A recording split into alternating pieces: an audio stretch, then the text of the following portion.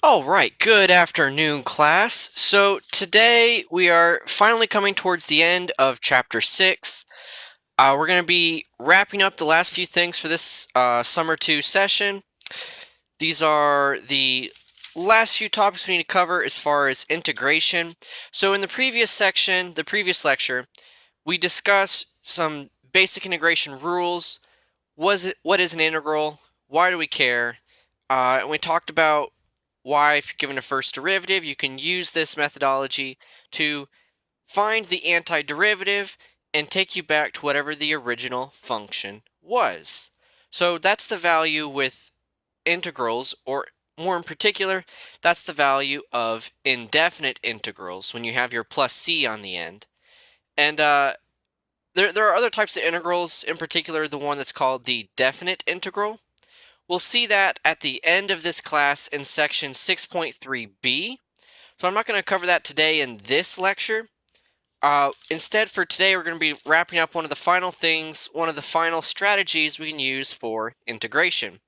We learned all the basic integration rules, but there are times when those basic rules by themselves aren't quite enough to give us what we need to get our integrals. In particular, there's another type of rule called the U substitution, or in other words, integration by substitution. And we'll talk about today. You'll see how that works, and then we'll have a few examples. So this lecture may actually be a little shorter than some of the previous ones, because all we're doing is adding one more rule with some examples, and then you'll be good to go for section 6.2. So with that being said, let's go ahead and get started and give it a go. So today we are in section 6.2. 6.2. And as I discussed, today we want to talk about what is called integration by substitution. So what is integration by substitution?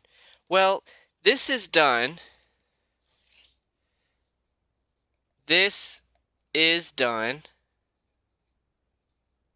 by taking, I'm sorry, not by taking, by making a U substitution. So we're going to make a substitution, but we're going to use the letter U. We're going to make a U substitution such that U is equal to some function of x, and then du dx. So if we take the derivative of U with respect to x, that's going to be g prime of x. And why do we care about that? Why are we doing this substitution? Well, when I start to pull apart some examples, you'll see where this comes into play. But for now, just make note of what u is and what du dx is, and then we'll go from there as we work forward. So why do we care? Why are we doing this? Well, let's suppose that after this substitution, your equation now changes its appearance.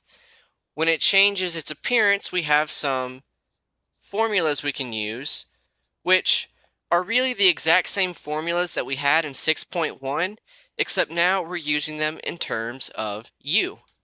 So, if you have the integral of a constant du instead of dx, then that's going to be the integral of, when we integrate that by the constant rule for integration, we're going to have ku plus c. And it's going to be ku instead of kx because we're taking the derivative with respect to u. It's du instead of dx. So that's why we have a u here. But once you have ku, we know that u is g of x, and so you can just rewrite this as k g of x plus c. And so that's the constant rule of integration when we use u substitution, which is really, it's the same rule we already have. And so we can keep going, and we have our power rule. So we have u to the r plus 1. Oops, sorry, not u to the r plus 1. We have u to the r du. So we increase the power by 1, that's u to the r plus 1, divided by r plus 1 plus c. But again, u is just g of x, so we can now substitute back in g, and so we'll have the function g of x raised to the r plus 1 power, divided by r plus 1 plus c. And so on and so forth. You can see how our previous rules that we've already learned are going to work exactly the same way with regard to u. And so for these last few ones, we have our natural log and exponential rules. So if I have 1 over u du, that's just the natural log of u plus c. And if I have the integral of e to the u du, then that's just e to the u plus c. And again, u can be turned into g of x, so you could rewrite this as the natural log of g of x plus c and e raised to the g of x power plus c. So okay, not so bad. But again, why do we care about this? Well, suppose we're dealing with a case where, and this example will actually become more apparent with, actually before I write out an example, let me give you a few other definitions, and then we'll pull all the definitions together. So for this next bit here, any substitution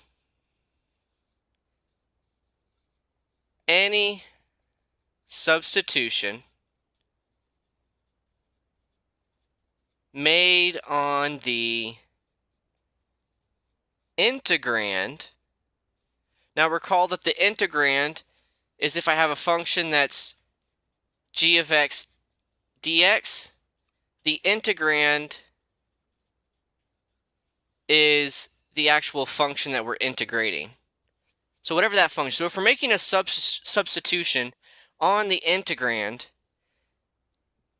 then that requires, any substitution made on the integrand requires a related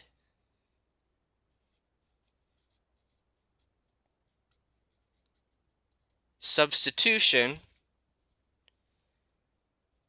for the differential.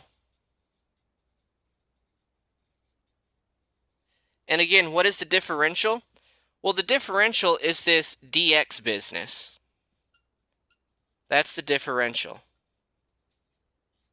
And so whenever I have to use this methodology for making a substitution with a u substitution, then when I change g of x into u, and I'm integrating u, then I have to have my dx be transformed into du. Otherwise, how can I integrate u? The differential has to change for whatever it is you're integrating. So when you do a substitution, you want to make sure you're very careful about when you change out one part, you need to change out both parts so that you have matching variables. Very important step here. Sometimes I see students make mistakes where they'll write things like x squared u du, but that's not actually something you can do. We're integrating u here, and this x doesn't really make sense here in this context, because u, as we recall from our substitution, u is a function of x. U is equal to g of x. And so to have a function of x times this other x business just fuddles the math, and it's going to throw you off. So you want to make sure that you fully transform all of your x's in terms of u and do the same for your dx. But again, how do we actually do that? Well, let's take a look.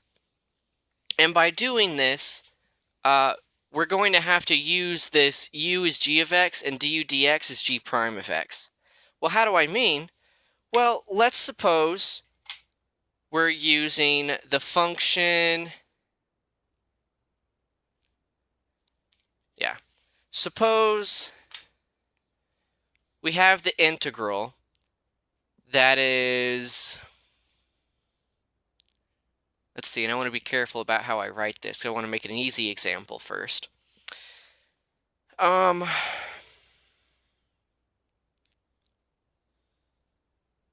Yeah.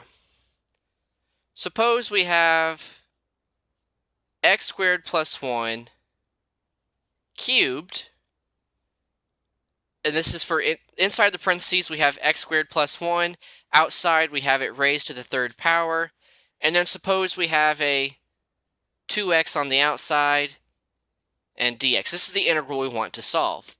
Now, if you wanted, you could take this x squared plus 1, raise it to the third power, multiply it all out, and then multiply your 2x in.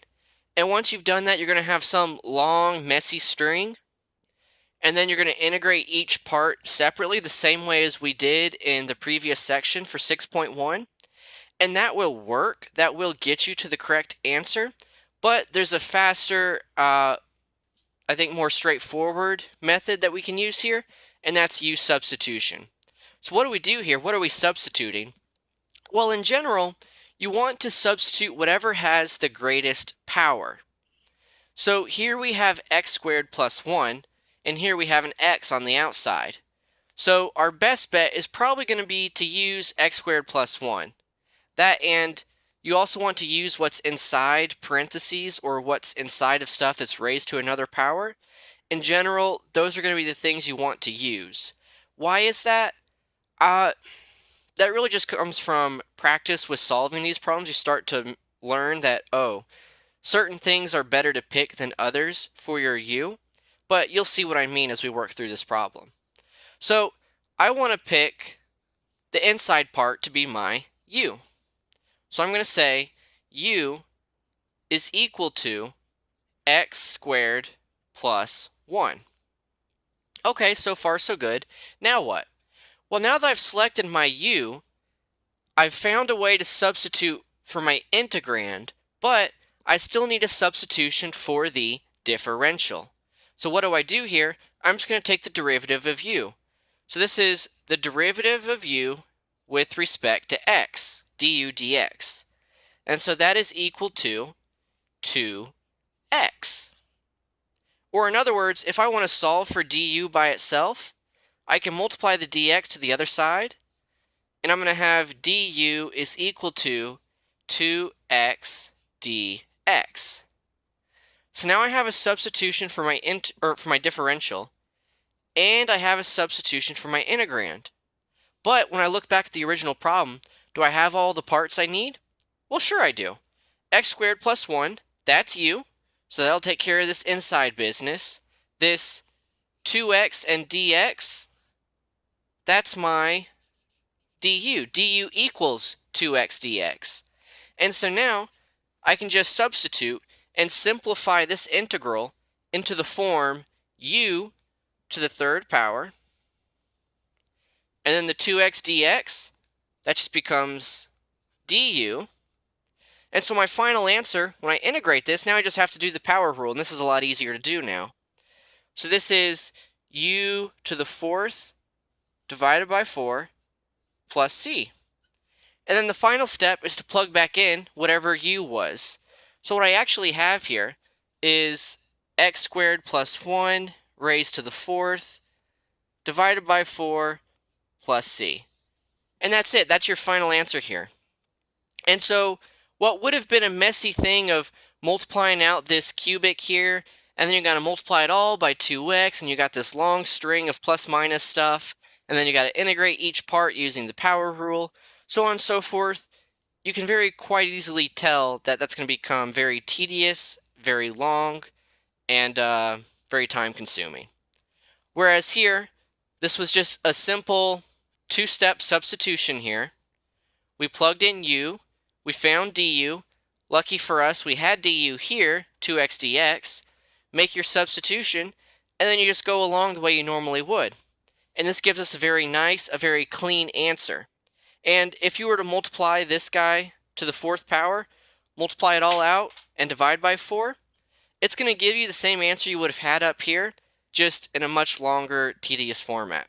So, that's an example of where use substitution comes from and why we do it. But it also points out an interesting relationship with derivatives. So we already know here that the final answer, and I'll move it over here, would have been x squared plus 1 raised to the 4th power divided by 4 plus some constant, right? That was our final answer. But, and this is our f of x then.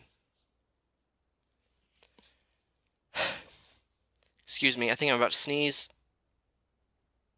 Nope, it's gone. No, oh, we're fine. Sorry about that. But this points out an interesting relationship, and that is, anytime you have a u substitution problem, u substitution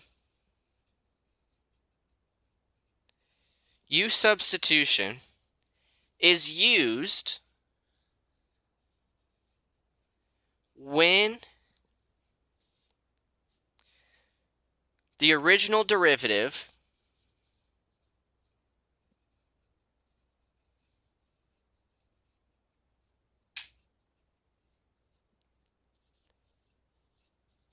required the chain rule. Why is that? Well, let's look at this example here. If this were our function f of x, and I had x squared plus 1 raised to the 4th power divided by 4 plus x, how would I solve that? Well, first, I can rewrite it as 1/4 times x squared plus 1 to the 4th plus c. And notice, if I were to try to take the derivative of this, I would have to use the chain rule, right? I would have to bring the 4th down to here, so 4 times a 4th would disappear. So f prime would equal 1/4 times 4 is 1. I would leave the inside alone, x squared plus 1. The power would decrease by 1, 3, and I would multiply it by the derivative of the inside part, 2x. But now, look at what we were integrating up here. That's exactly what we have here. And so when you have functions where you had to use the chain rule in order to take the derivative, then those same guys, when you're trying to find the antiderivative, they're going to need the u substitution. So u substitution is very important for these equations where we had to use the chain rule. And that's why we have u substitution.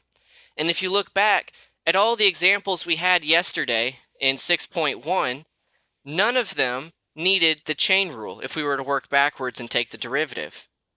And so we didn't need u substitution. But, as you saw with this example, not all equations are going to be written so nicely, and sometimes you have to use things like the chain rule, which means in order to find your antiderivative, you have to use u substitution. So, very important. You will need to know how to do this and understand how to apply it in its different forms. So there you go. So some hints and tricks. I would say tips and tricks for u substitution, because honestly it's not always obvious to tell what should you pick to be u. What do you pick to be u for your substitution and then solve for du and so on and so forth? Well, in general, here are some basic rules that you can use to try to help figure out what u should be. These won't be true all of the time, but it gives you an idea of how to start thinking about these problems. So, a function in the exponent. So if you have something that's like f of x is e to the 2x plus 5, then you might want to pick u to be that function in the exponent, 2x plus 5.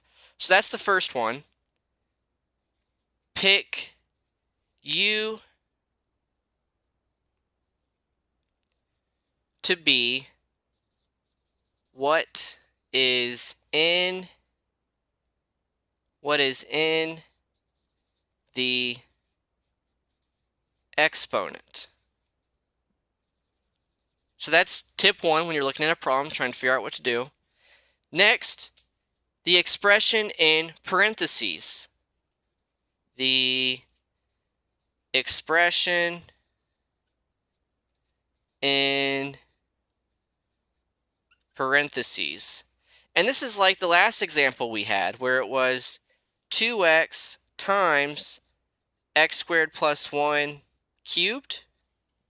We picked what was on the inside, what was in the parentheses. Sometimes that's your best bet, and that's what you want to use. Next, the denominator of a fraction.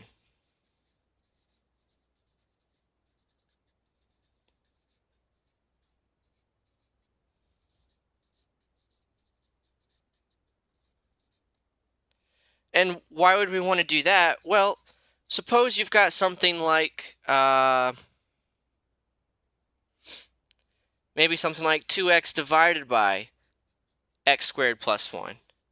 Well, then by picking the denominator, when it's got this larger power down here, if you think ahead about it, well, if I pick this to be u, what is my du going to be? And if you think about the derivative of this denominator, it's going to be 2x. Well, I have a 2x sitting up here, so that's perfect. It'll be absorbed in the substitution for the differential. So you want to think ahead about when you're looking at these problems, okay, if I pick something to be my u, what is du going to be? Okay, well, if du is that, does it pop up anywhere in the equation? And if it does, then that's a good sign that may be the substitution you want to pick. If you pick a substitution and you can't figure out what the differential is, if you can't figure out how to get du out of it, then you might have picked the wrong u. So sometimes you have to backtrack and to reevaluate, what was the u I picked? Was this actually the u I should use? And so you want to be careful of those little things. And then lastly, oftentimes you want to pick the expression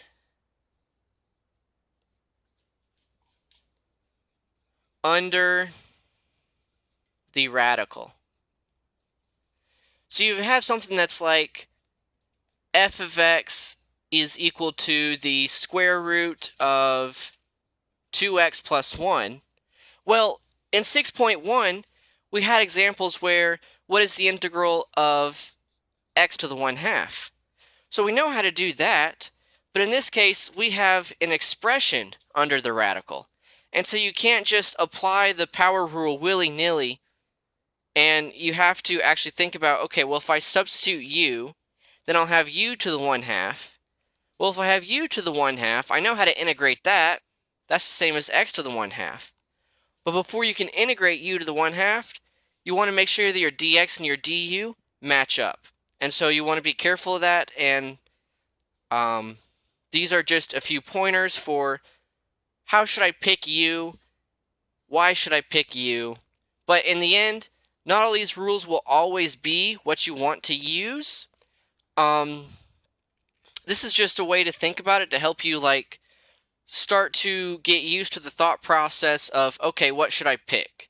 And you'll have to a lot of it is just trial and error when you're working through these u substitution problems. You pick a u, oh, that didn't work. Okay, let me pick a different u. Oh, that did work. Great. And that's just the process for these types of questions. So they can be a little annoying, a little tedious sometimes, but sometimes it's the only way to solve it. Sometimes you can't just multiply it out and find the derivative without using u substitution. Sometimes it's the only option you have. And we'll see some examples like that today. So the tips and tricks are there. Go ahead and copy them if you want them. I'm going to go ahead and erase them so I've got room here. And let's see, I don't think we're going to need the rest of this, because these are all just the same rules from 6.1, except we're using u instead of x, but that's no big deal. You guys already know how to do that. U substitution, u is g of x, whatever your function is you picked, and then du dx is just the derivative of what you picked for u. So nothing shady there, nothing sneaky. And let's give this a go with some other examples. So, here we go. Example 1. Yeah, and this is a good case where it's something you actually can't simplify. And so this is the only way you can solve it. So, let's see. Does orange show up? Maybe. I'm not sure that's super readable. I'll just use black. I just need to get new markers. A bunch of my markers are dying in these last few videos I've been making. Alright, we'll stay with black. Can't go wrong with that. So, suppose we have the integral of 4x plus 10 divided by x squared plus 5x plus 2. Now, when we look at this, is there any way we could simplify it? Well, in the numerator, we could factor out a 2, but that wouldn't really help us cancel out anything. In this denominator, can we factor this quadratic here? Not really. We've only got factors of 1 and 2, and 1 and 2, there's no way to add them together to get 5, so we can't factor this. This is as simple as we can make this fraction. And so our only option here is to use some kind of u substitution. So let's give it a go. What do we want to pick? Well, by the tips and tricks, we know that oftentimes it's worthwhile to pick the denominator. But before you pick the denominator, you want to make sure that if you do that, are you going to be able to get du out of it? Because if you can't, then you might need to pick something else. Some other things to notice with this, we can also see the expression with the highest power is also here in the denominator. So that's nice, that's also nifty, and that helps us take a look at this as far as use substitution and realize that, okay, yeah, we've got two good points here that seem to be indicating we should pick the denominator. So let's go ahead and give it a go and see what happens. So if I pick u to be x squared plus 5x plus 2, then du is going to equal, and this is du dx, du dx is going to equal 2x plus 5. And if I multiply the dx to the other side, then du equals 2x plus 5 times dx. Okay, so the next thing I want to look at is, do I have this anywhere in my equation? Do I have that anywhere, and so I would be able to get du? Well, I have a 4x plus 10, which isn't 2x plus 5. But if I factor out the 2, if I factor out a 2 in the numerator, and again, because 2 is a constant, I can just pull it all the way out to the outside of the integral. So I'll have 2 times the integral of 2x plus 5 divided by x squared plus 5x plus 2 dx. And now what do I have? Well, this matches up for u, so there's my denominator. And then this 2x plus 5 in the numerator, along with this dx, there's my du. That's what I have over here for du.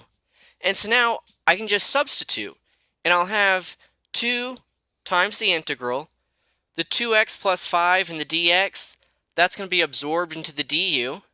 So there's my du. And I'm left with 1 divided by this expression, which is just u. And now I have it in this format. We know what the integral of 1 over u is. That's just the natural log of u times 2, and we got our plus c. And that's it. That's all there is to these questions. So we took something that was nasty and ugly. We didn't know how to solve it. We couldn't simplify it, so we were running out of options. Then we had to use u substitution, and we picked the denominator because, well, 1, it's the denominator. 2, we also picked it because it has the highest power. And so we had 2 good reasons to pick it, so we went ahead and tried that, found our du dx, and then we plugged it through. And now that we have this final answer, we can substitute back in what u is, And so we have 2 times the natural log of x squared plus 5x plus 2 plus c. And there we have it. This is our original f of x if f prime equaled this guy. And again, if you think back to our notes where we talked about that use substitution is used when the original derivative required the chain rule. And if you think about it, that's true here. If I had this function that was this natural log guy, and I wanted to find the derivative of it, well, the derivative would be 2 times whatever the derivative of this is. So I'd have 2 times, and for the natural log, it's 1 divided by whatever's on the inside. So 1 divided by x squared plus 5x plus 2, but then times whatever the derivative of the denominator was. So that would be 2x plus 5. But then when you multiply 2, you're going to have 4x plus 10 divided by x squared plus 5x plus 2, which is exactly what we had up here. So in this case, whenever you have to use the chain rule to get your derivative, these are the exact cases where in order to take the antiderivative to get back to what you originally had, this is when you have to use substitution, which is exactly what we did here in order to solve the question. So there you go. There's another example where there's actually no way to simplify it, so use substitution is actually the only way to solve it. So this is an important method you have to learn in order to be able to solve any integral. Alright, so there you have it. Let's see. We can do 2 or 3 more examples. Let me pick a good one. Something where we've got some other stuff going on. Yeah, here we go. This one's a good one. Alright. So this is another one that you actually can't simplify. And it's actually a little bit tricky at first glance, but if you just take your time, step by step, then you'll be able to see how to solve this. So we got -4 times e raised to the -6x, all divided by e to the -6x plus 6 dx. And this is what we're trying to integrate.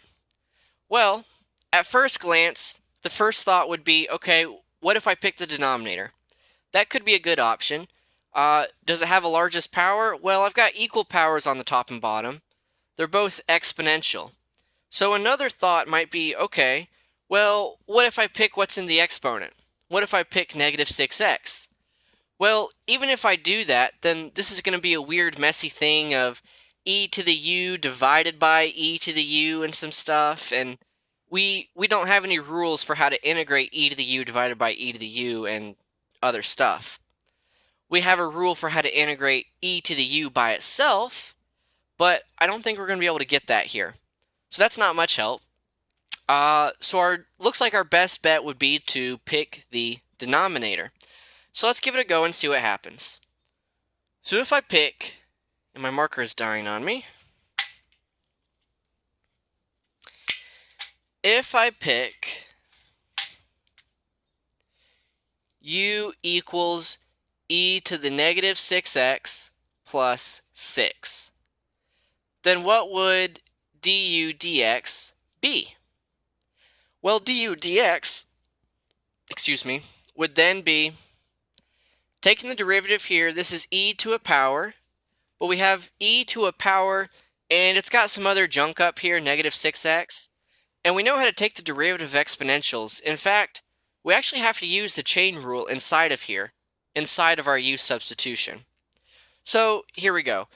So we leave the inside alone, that's e to the -6x, and then we multiply it by the derivative of the inside part, so that's times -6.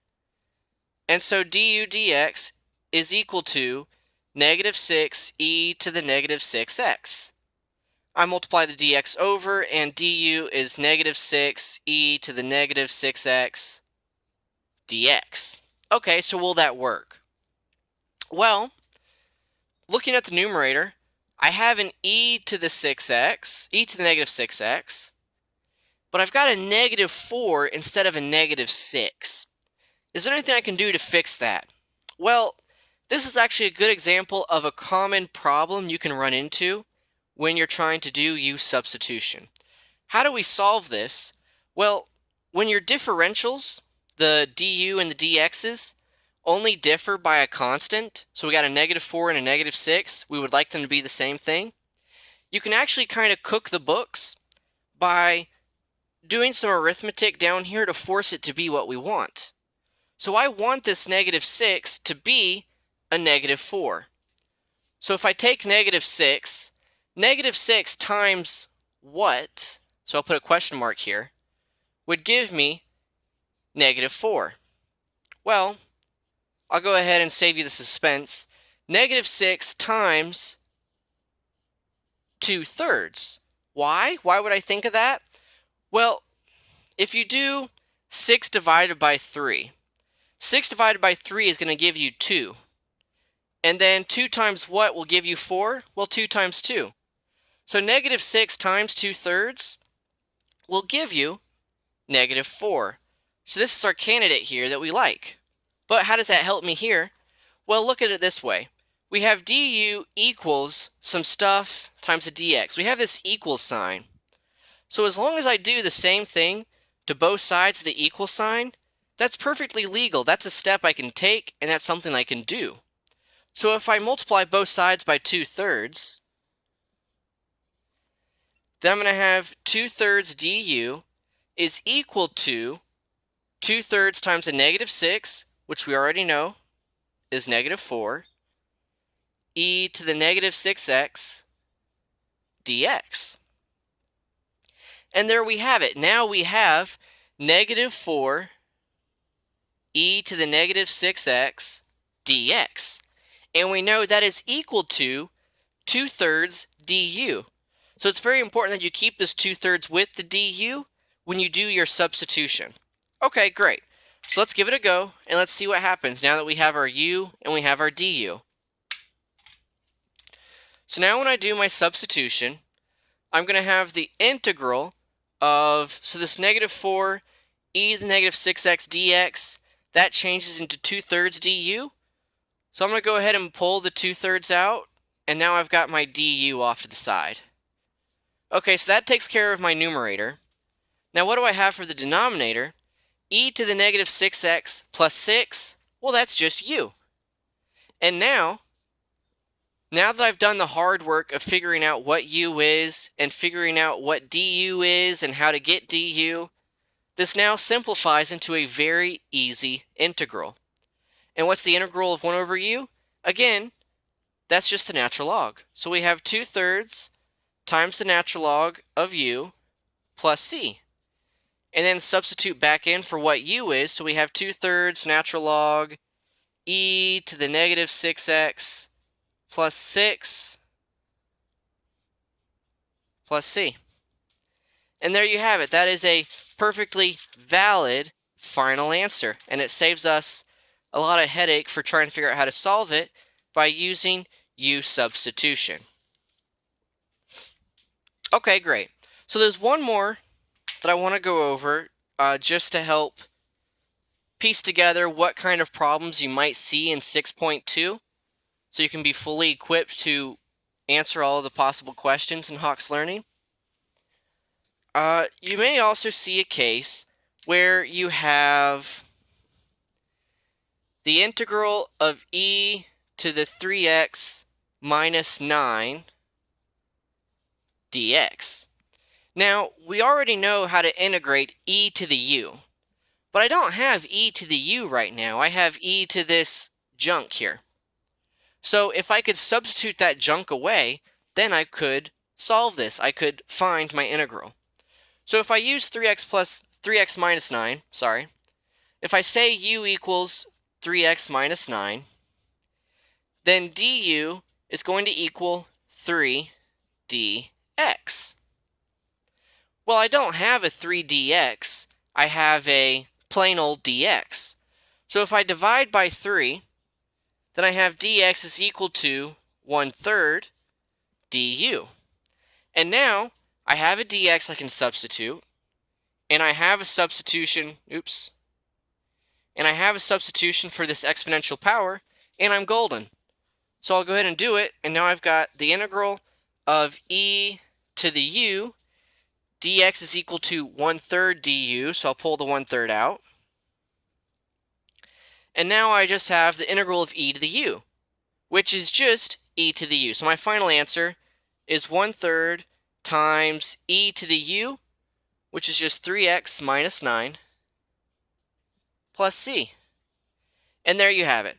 So the trick with these types of questions, when you're trying to solve u substitutions, is really all about making sure you pick the right thing to be u. Once you've done that, all you have to do is take your derivative, and then you might have to do a little finagling here to get your dx and du to fit whatever you have in your equation. But as you've seen in these last few examples, these are the steps you go through in order to do this. And you might have to multiply or divide a little bit on different sides in order to get it to match exactly what you have. But once you've done that, then the rest is just a straight plug and chug and do what you already know how to do. So no big deal. Yeah. So that covers everything I have for you guys for 6.2. Of course, if you have any questions, concerns, don't hesitate to email me. We can talk about it. Also bring your questions to the Q&A later in the day, and we'll address any concerns you may have there as well. Otherwise, that's all I have, so I wish you the best of luck.